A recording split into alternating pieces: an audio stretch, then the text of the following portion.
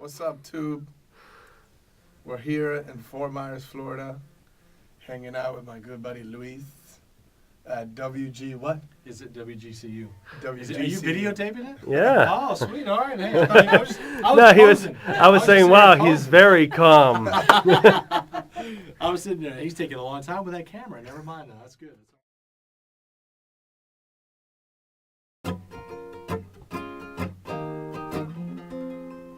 Something like that. Fantastic. That's fantastic. Thank you. How would you describe your style? I mean, I know I was throwing out some things out there, but I'm after listening to the album, I'm just getting a feel and picking out what I'm catching. But for you, how do you describe I think it's it? just very laid back and easy to listen to, fun, very organic and acoustic, obviously. And So. every song comes from some experience, doesn't Right. it? Yeah, it has to. I mean, it's the only way that it really means something. When you started writing this one, this goes back to the experience that you were telling me about. Yeah. And did it come to you that fast? And when you write, by the way, do you write the lyrics first or the music? It kind of all comes together at the same time, I mean, I think that good music has to have a great melody and great words. So, but melody to me is very important. So, kind of the melody comes together and you just start attaching words to it. How long did this one take to put together? Maybe a few hours. A few hours. Kind of sitting down, working at it. Sometimes, sometimes they could come together in a day. Sometimes they could take a few days, a few weeks. Depends on. You always have your guitar with you, I take it. Yeah. All the time. Yeah. It could seem, I mean, it's got a taste of the adventurous, going out there on your own, but at the same Yeah. time, how do you keep it from being lonesome? Well, you always got this, the guitar, and it keeps you company, and, you just focus. You focus, and you know that I'm doing, luckily, thank God I'm doing what I love to do, and that's what keeps me going. It's kind of the fire. Do you mind playing that tune for me as we go out? We're going to take a break. Yeah, go ahead. So he's going to just play a little tune again from the song he was just playing, It's So Easy. We're going to take a quick break. When we come back, more with Carlos Bertinotti. Did you do music and or theater when you were a kid, growing up in school? Actually, it's funny you said that, because when I came to great USA, I didn't speak too much English. I spoke the basics, Hi, my name is Carlos, I need to go to the bathroom, type of thing. So, my accent was really hard, and so, but I always liked theater and music, so I went to this school, and they had a musical theater program. And I thought, oh, that'll be an easy class. And then I decided to put myself in the class, and, I did a couple plays, but like I said, I wasn't really good with the English. And so they took me out of this one play after like a mistake that I made in a play, and they made me the light guy. So, because of the language problem, I did the lights at the plays. So I For all the shows. Yeah, so I would get to watch all the people sing and act while I did the, different color lighting. And Do you ever talk to the teacher or any of your classmates? I never went back to the school and all that. Oh, really? Yeah, that should be fun. I just wonder what they would think, and they'd see you now and say, okay, well. Mr. Rosenberg, I still remember, mean teacher. Mean teacher. Oh, Was he? really. Was that the drama teacher? Or was that People a would chorus cry teacher? after class. He was so rough. He was that type of Yeah, guy. but he just demanded a lot. So how long were you there? You said you didn't go back.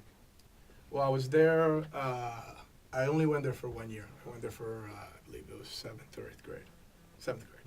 I still think that would have been an interesting reunion if you ever get Would the be. chance. I don't think you'll remember me. I don't But think. just say I'm the light guy that barely spoke English. I think. Maybe. Come on, you'd be memorable at that. Come on, and tell them what you're doing. So run, run, run, and tell me what we got to do to come closer together. If life has taught me anything, it's all about the little things. Oh, yeah. If life has taught me anything, it's all about the little things. Oh, yeah. If life has taught me anything, it's all about the little things. Oh, yeah. And again, that one was originally called My Pillowcase, but now has the new title, The Little Things. Wonderful little tune. I love the line, by the way. Just it catches me because it's just, again, it's connects with me personally. The Anchorman line. Yeah.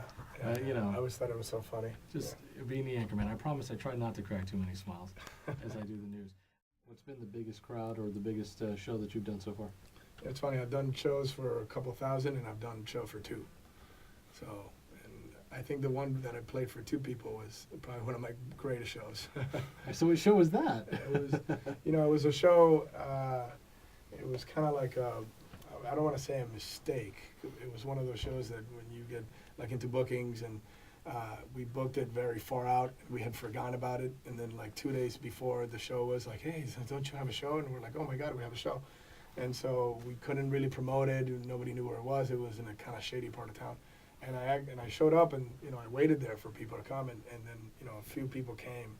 I was about to go home, and then a few people came, and and it was cool because there's usually a crowd, and after you get off, people kind of want to talk to you or take pictures or whatever, and I don't really get to talk too much to a specific individual. But with these guys, I didn't even have a mic. I just I had a stage and a mic, but I got off stage, I took the mic off, and I said I sat right in front of them, and I told them all about the songs and why and how, and so it was a cool experience to be able to connect with like I said, it's all about connecting with the audience. So to have that, and I was so surprised that they actually showed up, so it was cool.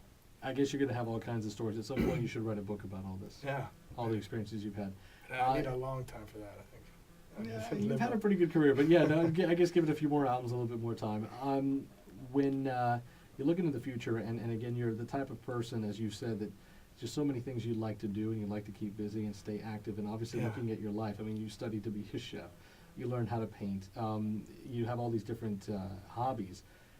Is music something that you see yourself doing for the rest of your life? Yeah. For now, it's like you can't turn back. Now it's almost like a responsibility to, give people and move people and inspire people. It's always been kind of what I wanted to do and be, I guess, a force for good, or and to inspire people to do better.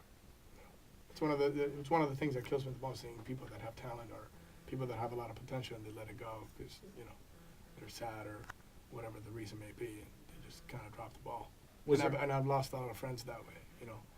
I've grown up with many talented guys and people who I thought were going to be extremely successful, and then fell into drugs and things like that. And it broke my heart to see that. And to me, I never want to see that.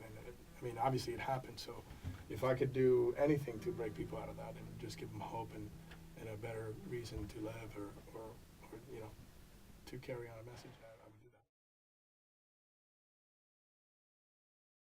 I see. Before we ended up here, and I'd love to end the show. We have a couple minutes here, but I want to end the show obviously with a song. And Right.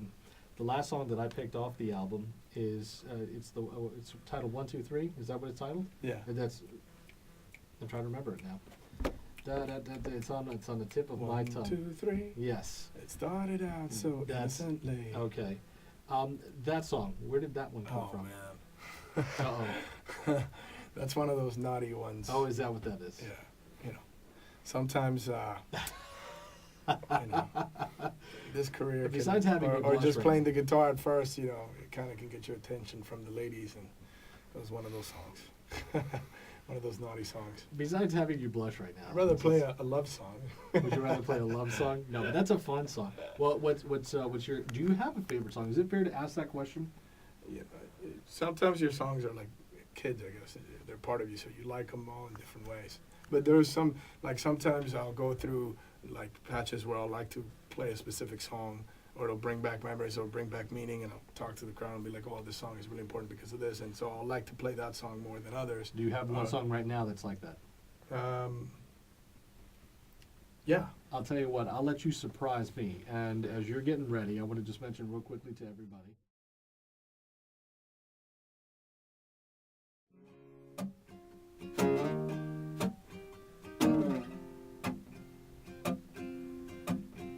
And she was born with a silver spoon.